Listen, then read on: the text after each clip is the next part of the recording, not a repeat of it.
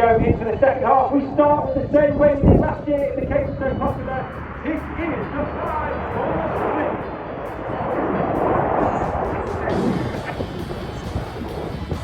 As we go into that second half, we're now split into two distinct sections.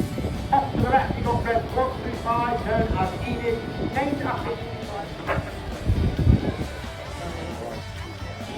8 and 9 roll goers, reds 8 and 9 roll around the rest of the formation, but watch for the colour change as red 1 flies the tornado down the line.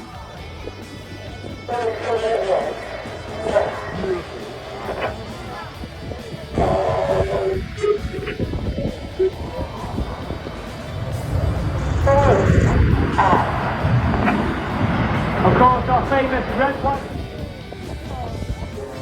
And how different it has developed over the last 8 years or so. It's quite extraordinary.